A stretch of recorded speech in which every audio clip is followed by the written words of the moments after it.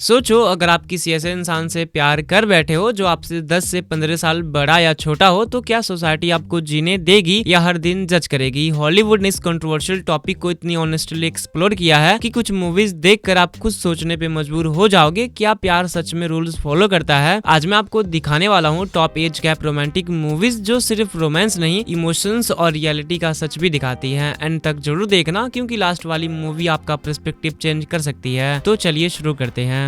तो जिसमें सबसे पहली मूवी है दी मेड जो आई थी 2014 में। तो कहानी फॉलो करती है जैक नाम के एक लड़के पे जिसकी एज आई थिंक 17 से 18 साल है और वो काफी सालों बाद वेकेशन पर अपने अलग हुए फादर से मिलने आता है। और जब वो एक दिन अपने बालकनी में स्मोक कर ही रहा होता है तभी उसकी नजर एक लड़की पे पड़ती है। जैक उस लड़की की तरफ काफी ज्यादा अट्रैक्ट हो जाता है एंड देन वो नीचे आकर उससे छुपकर देखने लगता है। एट दी सेम टाइम उसके फादर आ जाते हैं और उसे बताते हैं कि ये लड़की मेरी घर की मेड है जिसका नाम मारिया है और उसकी एज 40 साल है। फिर क्या जैक अपने फादर की नौकरानी से इमोशनली कनेक्ट हो जाता है। धीरे धीरे वो नौकरानी भी उसे पसंद करने लगती है। दोनों एक दूसरे के साथ इंटीमेट होते हैं, फिजिकल रिलेशनशिप भी बनाते हैं। मूवी में आपको ठीक ठाक इंटीमेट सीन देखने को मिल जाएंगे, लेकिन मूवी में जो मेड या फिर कहें जो नौकरानी देखने को मिलती है, she is beautiful as hell, बहुत ही ज्यादा खूबसूरत होती है। थ्रू आउट द मूवी आप उसे ही निहारते रह जाओगे। लिस्ट की अगली मूवी है टू होग जिसमें आप एक कपल की कहानी देखेंगे जिसमें लड़के का नाम माइकल होता है और लड़की का नाम एवी होता है। माइकल के पिता बीमार होते हैं जिस वजह से माइकल को अपने फियोंसे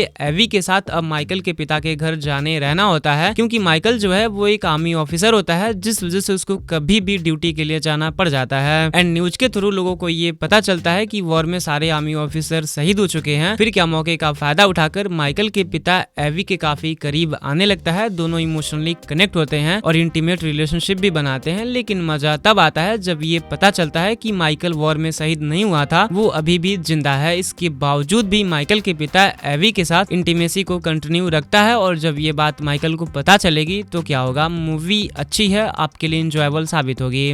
अगली मूवी है बैड सिस्टर। कभी सोचा है अगर आपका सबसे क्लोज रिलेशन ही आपकी लाइफ का सबसे बड़ा डेंजर बन जाए। कहानी एक लड़के के अराउंड घूमती है जिसकी लाइफ में उसकी परफेक्ट सी बहन आती है। सब कुछ नॉर्मल लगता है पर फिर छोटी छोटी चीजें नोटिस होती हैं, वियर्ड बिहेवियर, फेक केयर और वो फीलिंग्स जहां आप सोचते हो कुछ तो गलत है पर प्रूफ नहीं है। कभी कभी हम रियल लाइफ में भी रेड फ्लैग्स इग्नोर कर देते हैं सिर्फ इसीलिए क्योंकि सामने वाला अपना होता है। मूवी का सेकेंड हाफ आपको कंस्टेंटली ये सोचने पे मजबूर करेगा कि ये बहन है या दुश्मन। तो अगर आपको स्लो बर्न थ्रिलर्स पसंद है जिसमें माइंड गेम्स हो, सस्पेंस हो और एंडिंग तक टेंशन बनी रहे तो बैड सिस्टर आपके लिए है। नेक्स्ट मूवी है ब्लू वैलेंटाइन। सोचो अगर आप अपने रिलेशनशिप का फ्यूचर देख पाओ और वो परफेक्ट नहीं हो। ये मूवी एक कपल की कहानी है, डीन और सिंडी। स्टार्टिंग में सब ड्रीमी है, attraction, chemistry, late night talks, लेकिन धीरे धीरे रियलिटी एंटर करती है। ये मूवी हमें एक अनकंफर्टेबल क्वेश्चन पूछती है, क्या सिर्फ प्यार ही इनफ होता है। इस मूवी का अडल्ट टैग सिर्फ इंटीमेसी के लिए नहीं बल्कि इमोशनल रॉनेस के लिए है। आर्ग्यूमेंट्स रियल लगते हैं, साइलेंस हैवी लगता है। अगर आपने कभी इट्स नॉट वर्किंग सुना हो तो ये मूवी थोड़ा पर्सनल लग सकती है, बट वेट, अगर आपको लगता है ये पेनफुल था, नेक्स्ट मूवी प्यार और कंट्रोल के बीच की थिन लाइन को तोड़ देगी। लिस्ट की आखिरी मूवी है call me by your name. Italy का beautiful summer, slow pace, soft music और एक अनएक्सपेक्टेड कनेक्शन। इली और ओलिवर की स्टोरी सिर्फ अट्रैक्शन की नहीं बल्कि सेल्फ डिस्कवरी है। ये मूवी मैच्योर इसीलिए है क्योंकि ये डिजायर्स को क्वाइटली एक्सप्लोर करती है। No loud drama, no force twist, बस इमोशंस जो धीरे धीरे बिल्डअप होते हैं। ये मूवी हमें सिखाती है कि कभी कभी शॉर्ट टर्म प्यार भी लॉन्ग टर्म इम्पैक्ट छोड़ देता है। और कभी आपने किसी को इतना डीपली फील किया है कि अलग होने का थॉट ही हैवी लगने लगे। इस मूवी का लास्ट मोनोलॉग शायद आपको साइलेंस में छोड़ दे। मूवी काफी अच्छी है, आपका अच्छा खासा टाइम पास करा देगी।